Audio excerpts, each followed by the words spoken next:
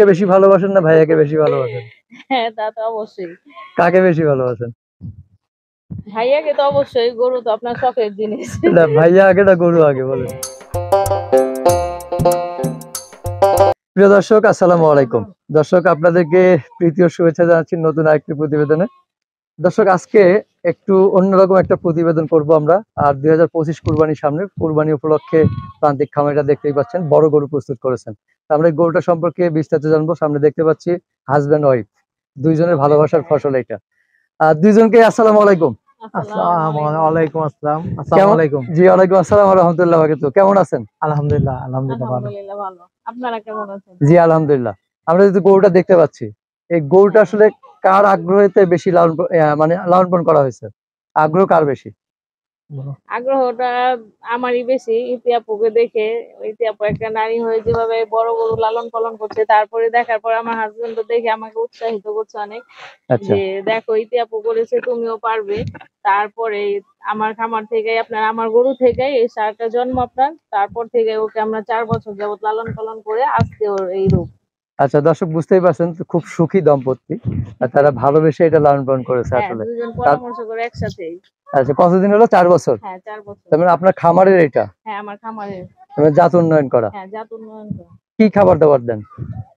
এটাকে তো আপনার, আমার নিজস্ব ক্ষেত আছে, ক্ষেতে উৎপাদিত যে আপনার একদম কাঁচা ঘাস আচ্ছা খাওয়ানো হয়, দানাদার খাবার আছে, আপনার গোখাদ্য যেগুলো আছে এগুলো সবই আর খাওয়ানো হয়। আচ্ছা, এইটা লালন পালন করতে গিয়ে তো এটার পিছনে অনেক শ্রম দিতে হয়েছে, অনেক শ্রম, 4 ভালোবেসে। বছর। 4 বছর অনেক আদর যত্ন করতে হয়েছে। হ্যাঁ, এই অবশ্যই। আদর যত্ন করতে গিয়ে ভাইয়ের প্রতি আবার মানে একটুই হয় নাই তো?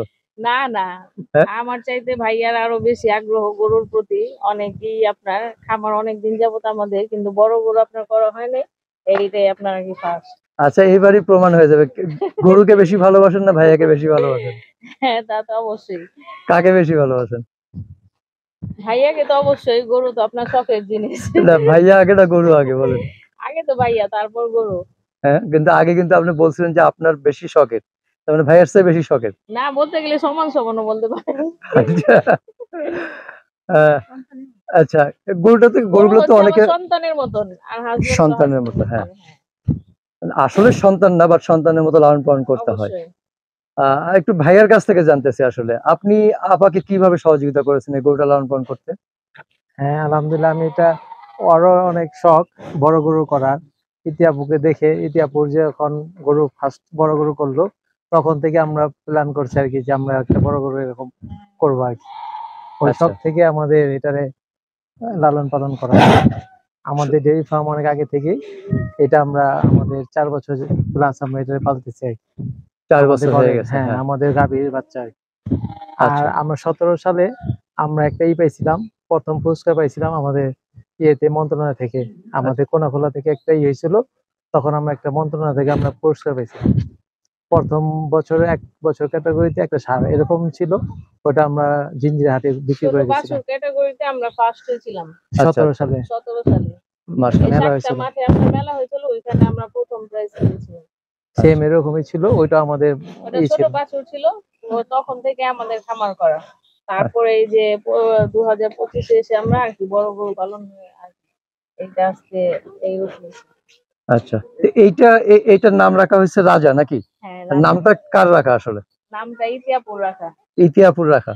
হ্যাঁ, আচ্ছা, তার মানে সবকিছু কেন্দ্রবিন্দুতে ইতি নাকি? হ্যাঁ, সবকিছু এইটা শুরু থেকে পরিচর্যা বলেন, এটা লালন পালন কিভাবে, কি কখন কি করতে হবে, সবকিছু ইতিহাপুর কাছ থেকে শুনে তারপরে করা।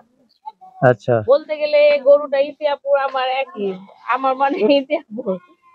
আচ্ছা, তো ভবিষ্যতে কি ইতি হওয়ার ইচ্ছা আছে এরকম কিছু নাকি? ইতি তো আর হতে পারবো না, ইতিহাপুর জায়গা তো কখনোই নিতে পারবো না। উনি তো একটা আন্তর্জাতিক পর্যায়ে, আমাদের যে জাতীয় পর্যায়ে চলে গেছে, আমি তো এখনো যাইনি, তারপরও কাছাকাছি যাওয়ার ইচ্ছা আছে।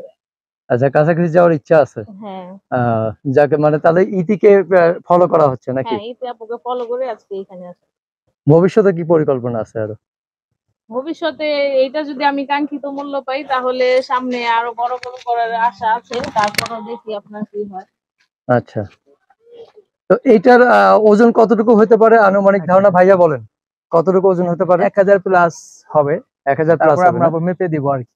আচ্ছা, মানে মেপে দেবেন? হ্যাঁ, যদি যদি কেউ নিতে মেপে চায়, নিতে চায় তাহলে আমরা আমরা মেপে মেপে দিব। দিব আর কি। তো কুরবানি গরু তো আসলে মেপে ওইভাবেই করা ঠিক না। না, এটা হলো দেখা যাচ্ছে শৌখিন ক্রেতা যারা সৌন্দর্যের উপরে অনেকটা ডিপেন্ড করে। বাজার মূল্য কেমন আশা করতেছেন? 11 লক্ষ টাকা। 11 লক্ষ টাকা কি এটা চাওয়া? মনে হয়, হ্যাঁ, চাওয়া চাওয়া দাম। জি আচ্ছা, আলোচনার সুযোগ আছে? জি, আলোচনার সুযোগ আছে। ক্রেতাদের উদ্দেশ্যে কোনো মেসেজ আছে কিনা? বলো তুমি বলো। ক্রেতাদের উদ্দেশ্যে মেসেজ হচ্ছে, আপনারা কেউ যদি ভিডিওটি দেখে পছন্দ করেন তাহলে অবশ্যই আসবেন, এসে আপনারা আমাদের সাথে আলোচনা করে গরুটি নিয়ে যেতে পারেন। অনেকেই তো গরুর সাথে অনেক কিছু পুরস্কার ঘোষণা করে, আপনাদের এরকম কিছু আছে কিনা?